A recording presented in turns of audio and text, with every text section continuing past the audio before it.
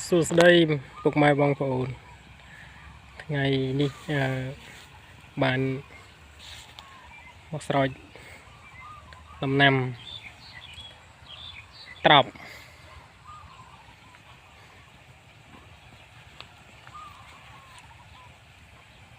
មីស្លាស់ល្អអាងត្រីវាចិត្តអស់ទឹកនឹងថែមទឹកនេះ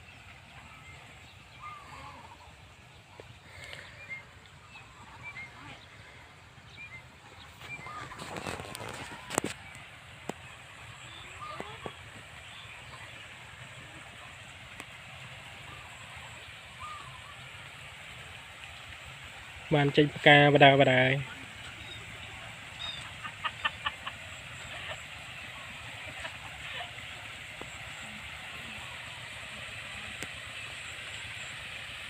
បន្លែយើងដាំទុកគ្រាន់ហូប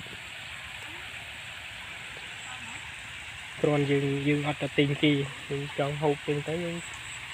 ហូបពេលណាយើងបេះពេលហ្នឹង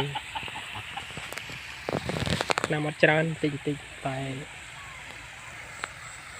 វាអាចសល់លក់បានខ្លះវាមិនច្រើនតែយើងអាចសល់លក់បានខ្លះយើង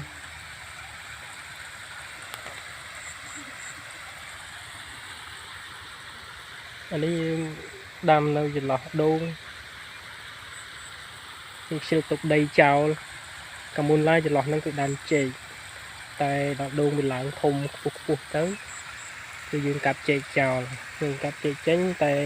ឥឡូវយើងមកដាក់ដំណាំពលជុំយើងដាក់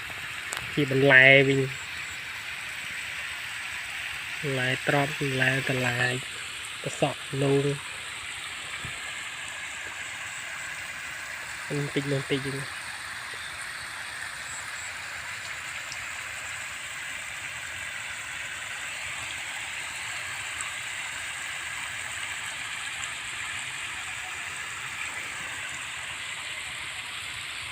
នៅផ្ទះតនីពីការងារធ្វើនំប៉័ងគឺចិត្តដាំដើម្បីការហាត់ប្រាណហើយសល់ហូបអត់ច្រើនទេមុខតិចតែព្រមតែហូបយើងអត់ខ្វះបន្លែហូបទេ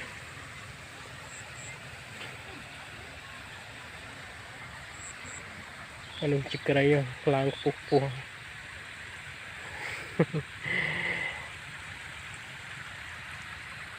អត់បានកាត់លក់កមុនច្រើនណាស់ជីក្រៃតែកាលប្រាំងយើងកាប់លក់អស់តែនេះវាអត់ល្អកាលខែប្រាំងតឥឡូវវាត្រូវទឹកភ្លៀងមកវាលេងដើមរៀងខ្លោចចាំមើលទៅរកសួរមួយកាត់គ្រាន់បានលុយទិញដល់គូកូន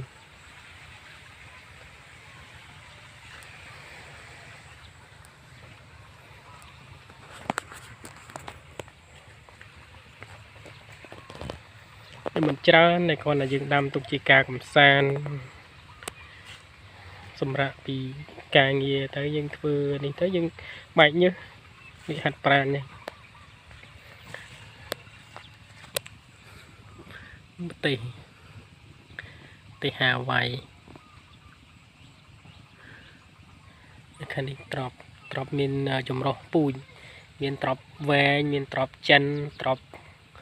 ក្តរគូត្រប់ស្រួយតែវាអត់ទាន់ផ្លែទៅចេញផ្កានោះផ្លែបាននោះផ្លែពងផ្លែលើកទី1តែបេះហូប2ពេល3ពេលមួយដងត្រប់វែងបន្លែនេះគឺត្រីឡាប់យ៉ា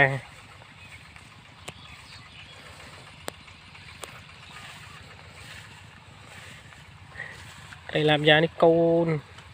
វាកូនច្រើនណាស់តែស្មើនេះវាស៊ីចំណីឲ្យវាពួនណាស់បលឹមឡើងហែបរាប់រយក្បាល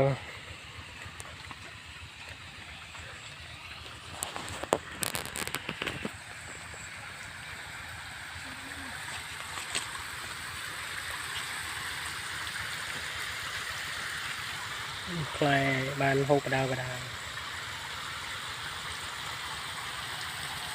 នេះត្រប់វែងចេះដាក់ចោលចន្លោះដូងជើទុកដីចោលតម្រាំតដូងវាឡើងគុលមានផ្លែ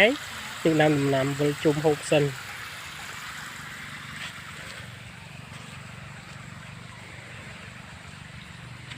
ក្នុងឆ្នាំមុនវារាំងខ្លាំងពេក3ឆ្នាំទៅបានប៉ុណ្ណឹងក៏មុនខ្ញុំដាំ3ឆ្នាំដូងចង់ចេញផ្កាសារមុនដើមចាស់3ឆ្នាំចង់ចេញផ្កាបាត់ដូងធំមកដូងក៏អុបល្អតែ2ឆ្នាំជាង3ឆ្នាំបានផ្លែហូប